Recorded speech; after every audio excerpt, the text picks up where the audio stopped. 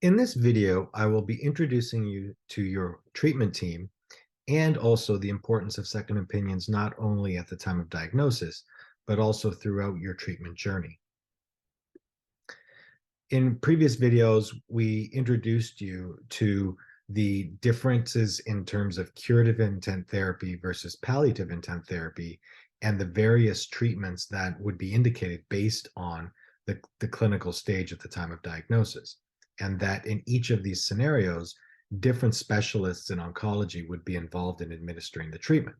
We talked about the medical oncologist, often the quarterback of all of the treatments that you will be receiving across the discipline, who specializes in systemic therapy, giving therapies through various routes that go throughout the body, including chemotherapy, targeted therapy, and immunotherapy. We talked about a surgical oncologist who, of course, is specialized in surgical procedures, usually removing the primary tumor when indicated, but occasionally addressing other issues in the metastatic setting. And also the third main component, radiation oncologist, who specializes in the treatment of photon therapy with X-rays and other types of radiation like proton therapy for usually in the curative intent setting, but also can be used in the palliative setting in certain indications. But there's also the nursing staff, which is a fundamental component of your treatment team. The first part is a registered nurse who you can see here the training going through several years of training in order to become a registered nurse or an RN. And you will come across registered nurses in the outpatient setting when you're getting treatment. And also, certainly, if there's ever an admission to the hospital, these would be nurses directly taking care of you while you were there. In the oncology setting, the nurses, RNs, will go through extra training and certification to become an oncology certified nurse who can administer chemotherapy or and other therapies in the infusion suite. In addition to that, you may come across nurse navigators who are often RNs and OCNs that are working directly with oncologists, usually medical oncologists, and surgical oncologists even, that will help coordinate the care and all aspects of treatment in terms of consults and coordinating care across disciplines, setting up treatment appointments, all appointments, and also serve as usually a first contact for any clinical issue, symptoms that you may be having from the cancer and or from side effects from the therapy to run by to as a first pass to see how to deal with those issues. In addition to an RN, you may come across nurse practitioners who have a background of RN training and often have served in these positions like nurse navigators and OCN nurses previously, and then go on and do extra training to become a nurse practitioner or advanced practice nurse. And this can take a number of paths, the most common being going on and doing a master's of science in nursing, which can take 2 to 3 years, sometimes longer if they're doing it part-time while working as a nurse. And occasionally you'll see a doctor of nursing practice that usually is on the administrative side of things. Nurse practitioners are referred to as mid-levels, and as are physician assistants or PAs. PA training takes a little bit of a different path. They don't have a background in nursing, and they often go through an undergraduate degree, for example, a Bachelor of Science, and then go on and do a Master's of Physician Assistant, which is heavy on clinical rotations and getting experience in the clinics. And then ultimately, after 2 to 3 years of extra training there, they will certify as a physician assistant. So these mid-levels, nurse practitioners and physician assistants, are usually in larger practices and academic centers, certainly. And there's a couple of different ways that they are utilized. They can be directly assisting the doctors in the clinics. For example, they can first see you as a patient and sort of get a history of what's going on in the interim since the last visit, and then go back and report to the medical doctor, and then they come back in together and see you. And so to help facilitate the physician's schedule and to get things moving. Alternatively, NPs and PAs can actually see patients independently, and often these are for routine follow-ups, visits that are just to see how the chemotherapy is going after a chemotherapy plan has been decided and you've embarked on that treatment. You may see mid-levels like an NP or PA in between to see how things are going. And of course, there's usually communication between these mid-levels and the physician to that if there is an issue that these would be escalated and dealt with appropriately. But if things are going well, then these in-between visits can be sort of streamlined. So on the other hand, visits where you're with the actual oncologist then are reserved for time points like, of course, the newly diagnosis and at the time of making decisions of what you're going to get treated with. But then at interval changes when you're going to be getting restaging scans, for example, and then an assessment of how the therapy is working and then a determination of what the next steps would be, that would be when you see the oncologist, but in between visits would be with the mid-levels. These mid-levels, again, similar to the nurse navigators, can then serve as another point of contact for usually more the clinical questions. If there's any side effects, if there's any questions about the clinical care, you can often be using these as the first point of contact to ask and address those questions. These mid-levels can write prescriptions for medications. PAs cannot write narcotics in most states, whereas NPs can. So this nursing staff and other mid-levels are a critical component of the care that you will be receiving in addition to the oncology teams that we've already discussed. Other important team members that you're going to come in across during your journey, we've talked about the gastroenterologist, who's usually one of the first physicians involved in terms of getting the diagnosis with an endoscopy. But then also we talked about interventional gastroenterologists who do procedures that look at, for example, the endoscopic ultrasound to help with staging. They also can do actual treatments in earlier stage disease with endoscopic mucosal resection and endoscopic surgical dissection. When they're really early stage, they can do these localized treatments. We'll get to other videos where interventional GIs can place stents in the esophagus and or the stomach if there's an issue with the primary tumor causing obstruction that is not amenable to the treatments you're already getting with chemotherapy and or radiation. Then a stent may be appropriate, and an interventional GI will be doing that.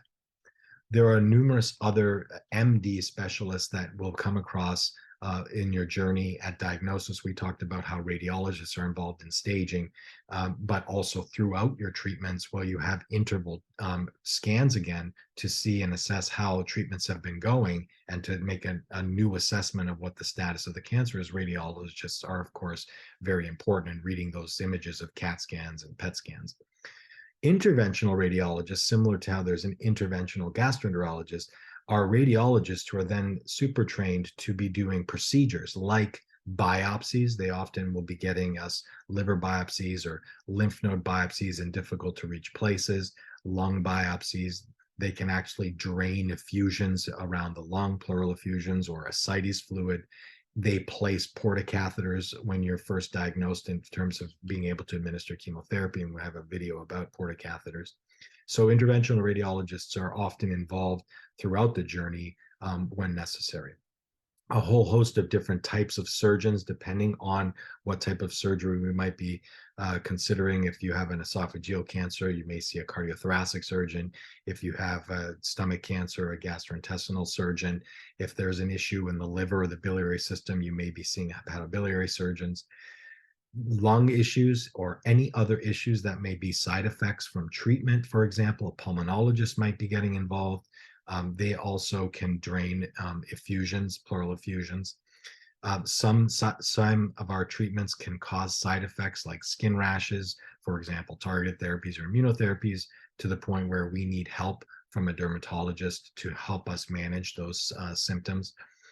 Similarly, some treatments can cause side effects in the kidneys where we're not sure which of the treatments it is that's causing it. And so we will ask a nephrologist who specializes in kidney to help us through. So this is not an extensive list, and there are other specialists. For example, we may call on an endocrinologist who specializes in thyroid and even diabetes. And thyroid issues are common with some of our treatments with target therapies and certainly immunotherapies, where we need some help with management of those symptoms. So we may see specialists that help us with either the treatment of the cancer and or managing some of the side effects of the treatments. A really critical player on the team is a palliative care doctor. And you can see there that these are doctors that are trained usually in internal medicine, but you can have a palliative care doctor that is trained in other disciplines, like, say, for example, surgery. And then they go on and do subspecialty training in palliative care. And these doctors work very closely with the oncology team to help manage some of the symptoms from the cancer and or side effects of the treatment. And there have been a number of studies that have shown their integral role here, in that, especially getting them involved as early as possible into the care, in either the curative setting and or the palliative setting, to help with managing these symptoms, demonstrates a better outcome clinically for patients that have a palliative care doctor involved. And so we actually have a video about palliative care and hospice care. And so to go into that in further detail, but just to point out here the importance of this team that goes along with the treating physicians. There are a number of other players on the team that are critical in terms of in optimizing the outcomes of a patient's journey, and that includes physical and occupational therapists, where deconditioning we know is a problem with cancer and the treatments, and both again in the curative setting, post surgery, trying to recover, and or during the palliative treatments, where maintaining your exercises and not getting deconditioned in order to be able to undergo the treatments is really critical. A nutritionist is always an important person involved in the care.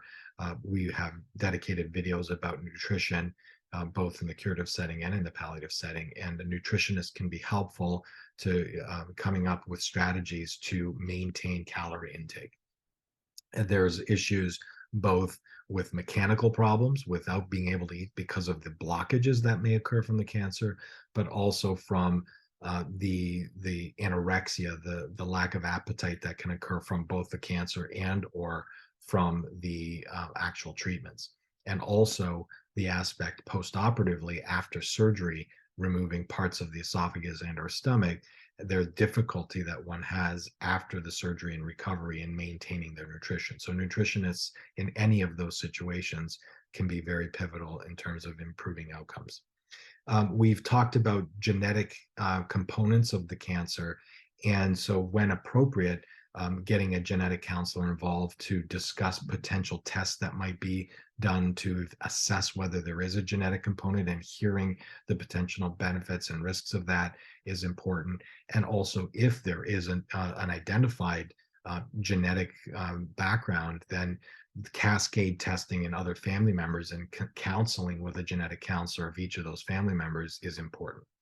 And then it needs to be said that financial counselors are really important as well, because the cost of care can be prohibitive in terms of copays and deductibles, et cetera.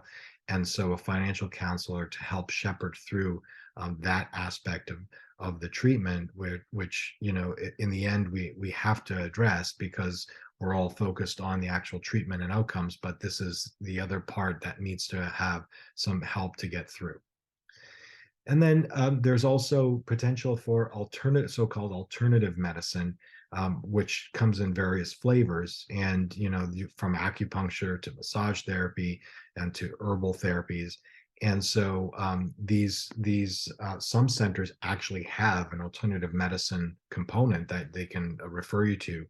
Alternatively, some patients seek these out independently and on the side in parallel.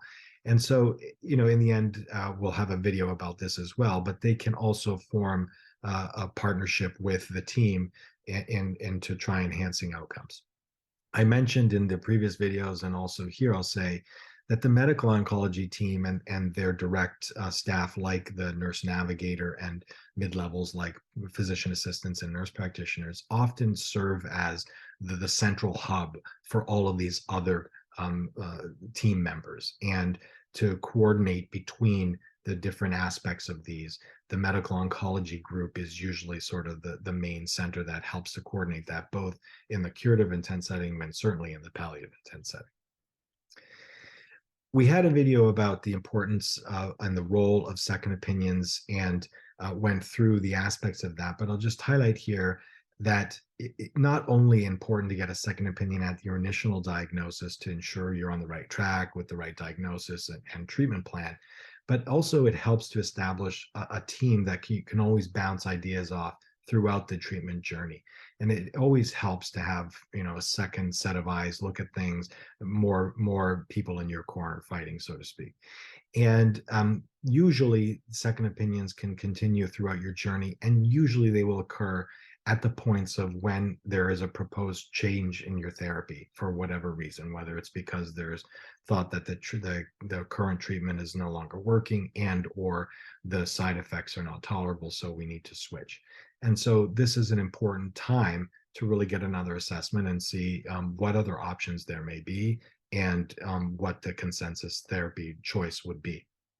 Along those lines, again, it's not only important to use these specialists at the original diagnosis, but again, throughout therapy. And the real one to point out is to ensure that we're not missing out on other options like clinical trials. Clinical trials often open and close over time, and so they may be different portfolio of trials available when you go back for the second opinion at the second opinion group, which fortunately each line of therapy now can last on the order of 12 months or even 2 years sometimes before you need to see them again when you're considering to change therapy. And certainly things could change in that interim. And so getting input on new therapies and certainly any new clinical trials that might be available at that time point would be important. And again, I discussed that this is important to do before starting any new therapy in the next line, so not to exclude you from being eligible for any potential trials.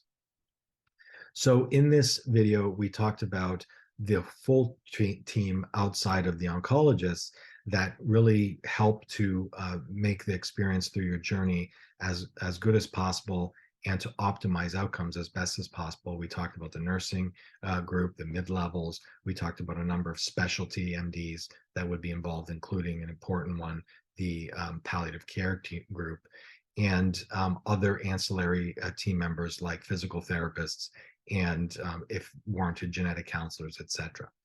And so in future videos, we'll be talking about the overview now of chemotherapy, targeted therapies, immunotherapy, radiation therapy, and surgical therapy before we move on to potential side effects and how to deal with them, and then going into the specific details of therapy in both the curative intent setting and the palliative setting. So stay tuned for that.